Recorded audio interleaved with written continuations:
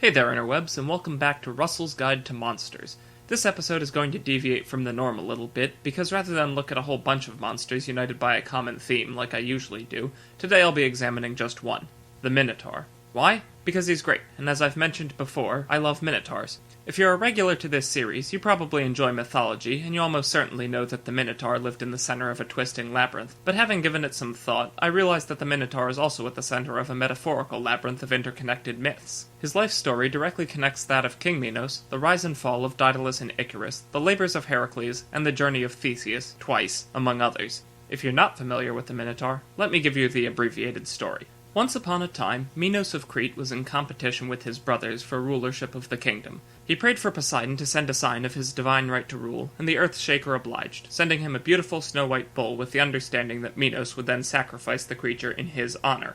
Once he was made king, though, Minos reneged on his half of the bargain because he believed that the creature was too nice to sacrifice and instead substituted an inferior member of his herd. Poseidon, however, wasn't in the mood to deal with any of Minos' bull. He was pissed off, and if you're new here, you really don't want to piss off any of the Greek gods. He decided to enact a little poetic justice. If Minos thought the bull was so handsome, then so too could his wife Pasiphae. Poseidon divinely mind-controlled her into falling in love with the bull, and so she essentially commissioned a local smarty-pants by the name of Daedalus to build her a bovine fursuit so she could get some of that pizzle faux shizzle. 9 months later, presumably, she gave birth to a son who was half human and half bull. She named him Asterion, meaning star, but he's better known today as the Minotaur, which means bull of Minos.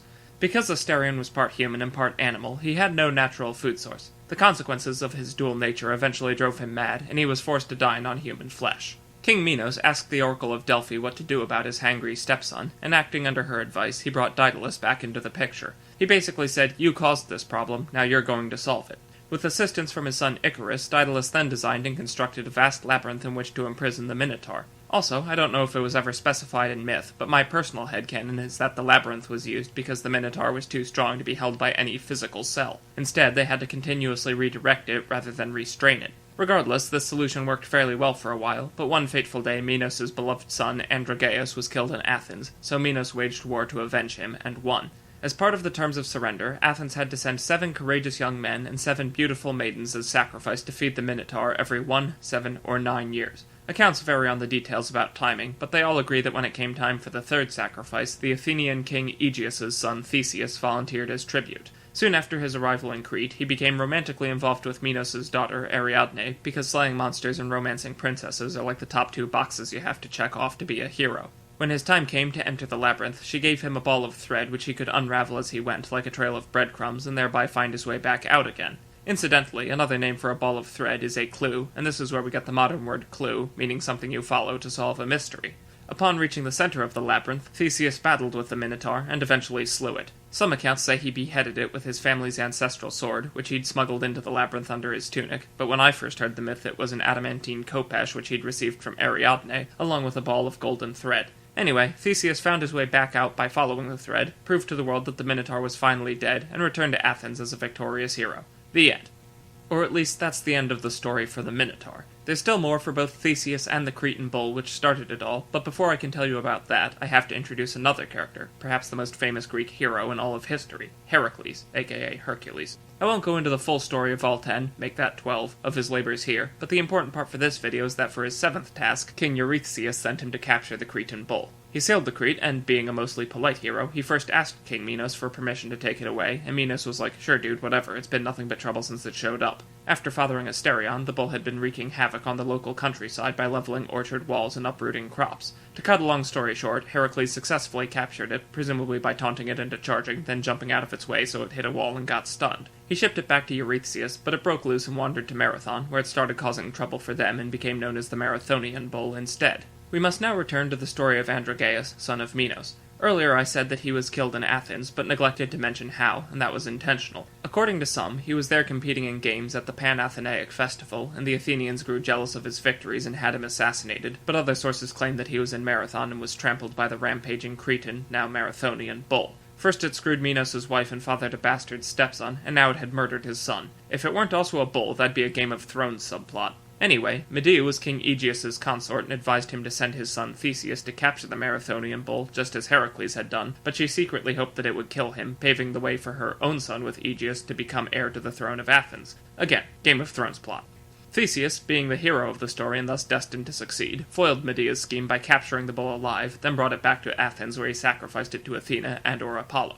So that's Theseus and the Cretan cum Marathonium bull wrapped up, but there are still two more characters in this story of the Minotaur which I want to address, Daedalus and Icarus. According to Ovid, after the pair finished constructing the labyrinth, King Minos had them locked in a tower to prevent knowledge of how to navigate their work's many passageways from becoming public. Now, Minos just sort of presumed that they had no hope of escape because he controlled all the routes out of Crete by both land and water, but come on, this is Daedalus we're talking about here. It turns out the guy who designed a legendarily inescapable prison knew a thing or two about how to escape from prison.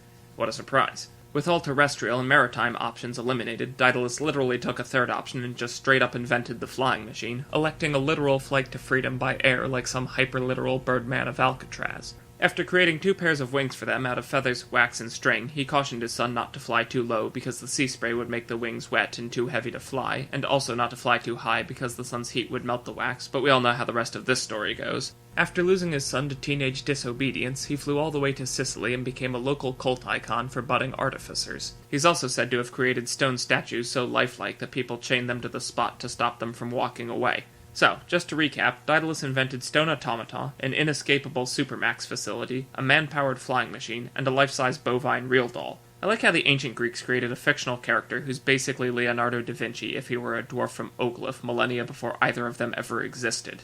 So yeah, those are the stories of the Cretan bull and the Minotaur at a glance, but it's not like Asterion was the only Minotaur in fiction. He was just the first. And he was so cool that he's effectively sired an entire new race of battle-axe-wielding bullmen for the fantasy genre. Actually, why is that? What narrative force has led to axes being Minotaur's weapon of choice? To be honest, I don't know. Dungeons & Dragons probably makes a major contribution to the image's popularity, but it didn't invent the connection. In fact, it's quite possible that the link between Minotaurs and big, double-bitted axes goes all the way back to the original Minotaur, Asterion himself. The Minotaur, and just bulls in general, were a major symbol of Crete. The Minoans even had a sport called bull leaping, where participants would literally take the bull by the horns and front flip over it. Think of it like pommel horse, but where the pommel horse is replaced with a pissed-off bull, basically making it gymnastics where the equipment itself is actively trying to kill you. You know what else was a symbol of Minoan Crete? That's right, the double-bitted battle axe, also known as the labyrinth. And yes, that does sound like labyrinth. Unfortunately, we can't be sure if their etymologies are related or not. The labyrinth was also adopted in the 1970s as a symbol of the lesbian feminist movement, and the labyrinth lesbian flag was created in 1999, but more on that in a coming video. Get hype. In addition to big ol' axes, D&D and other fantasy games also often give them some sort of racial ability which makes them good at mazes, but in the original myth Asterion was put in the labyrinth because he'd get lost and be unable to escape. Plus, a minotaur has the head of a cow, a grazing herbivore used to wide open fields. Of course one would have trouble with lots of twisty corridors. Actually, let me take a verbal backspace right there. Are we certain minotaurs look like this, with a bull's head on a man's body with hoofed hindquarters? Obviously, that's the current look many of them have going, but it wasn't always that way. Much of the original artwork of Asterion shows him as just a man with a bull's head and tail, but no hooves. Still, that's pretty close to the modern look, and it's much closer than his medieval and Renaissance depictions. These rendered him as a bucentaur, a centaur with a bovine body instead of an equine one. Speaking of centaurs, I've recently discussed minotaurs with a coworker of mine, and we agreed that if one had a child with a centaur, there would be a 25% chance it would look like a normal human, but equal likelihood that it would be some sort of bovine-equine hybrid like a Jumart. Thanks, Punnett Squares.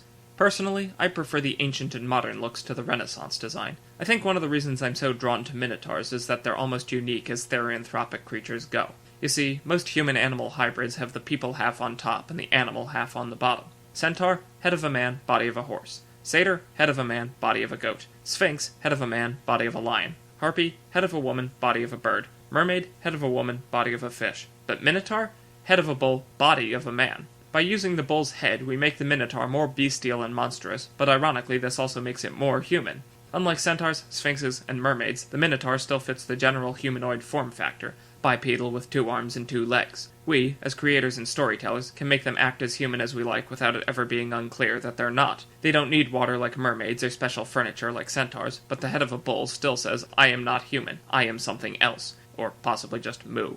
Minotaurs, if you ask me, are a near perfect balance of the strange and the familiar. But that's just my opinion. Let me know what yours are in the comments below, because I'm genuinely curious. As always, thanks for watching, and have a nice day.